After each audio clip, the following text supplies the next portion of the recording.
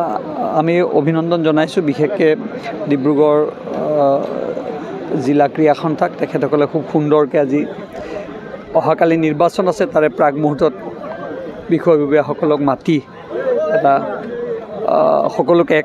একলগ কৰাৰ এটা ব্যৱস্থা কৰিছে সুন্দৰ পৰিৱেশ আশা কৰিছোঁ ক্ৰীড়া সংগঠকে এই দায়িত্ব লওক আৰু আমাৰ শুভেচ্ছা থাকিল ক্ৰীড়া সংগঠকলৈকে বিশেষকৈ অসম অলিম্পিক সন্থাৰ যিসকল বিষয়ববীয়া হ'ব বা যিসকলে ইয়াত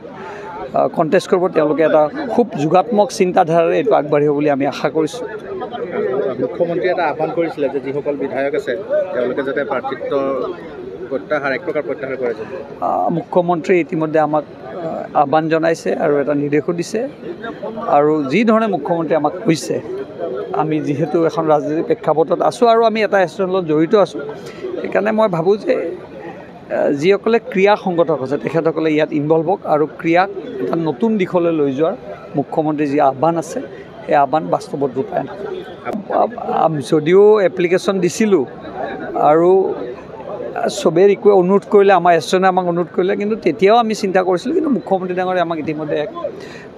বাৰ্তা এটা দিছে মেছেজ এটা দিছে নিৰ্দেশনা দিছে আমি তেখেতে যি ধৰণে কৰি কৈছে খুব ভাল কথাই কৈছে যে ক্ৰীড়া সংগঠকে এইটো দায়িত্ব লয় আমি যিহেতু ৰাজনীতিৰ প্ৰেক্ষাপটত আছোঁ আমি যিমানখিনি ছাপৰ্ট কৰিবলৈ আমি ডেফিনেটলি কৰিম আৰু মুখ্যমন্ত্ৰীৰ আহ্বানটো আমি মানি লৈছোঁ। কেৰাটেৰ উন্নয়নৰ ক্ষেত্ৰত আপুনি যিহেতু প্ৰেচিডেণ্ট হৈ আছে কেৰাটেৰ উন্নয়নৰ ক্ষেত্ৰত আপুনি কেনেধৰণৰ পৰিকল্পনা আগতেতো 3টা এছ'চিয়েশ্যন আছিল মিলাই পেলাই এতিয়া এটা এছ'চিয়েশ্যন হৈছে আমিতো একেবাৰে দুখীয়া এছ'চিয়েশ্যন আমাৰখন আৰু গ্ৰাম্যৰ লগত জড়িত চেষ্টা কৰিছোঁ আমাৰ গাঁৱৰ পৰা ল'ৰা ছোৱালীবিলাক গ্ৰাম্য অঞ্চলৰ পৰা ল'ৰা ছোৱালীবিলাক ওলাই আহক আৰু কৰিবলগীয়া বহুত আছে সময়লৈ অপেক্ষা কৰক আৰু আছাম অলিম্পিকেও আমাক যথেষ্ট সহায় কৰিছে আৰু ভৱিষ্যতেও সহায় কৰিব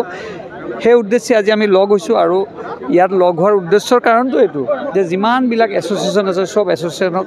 যাতে আছাম অলিম্পিকে সহায় কৰে।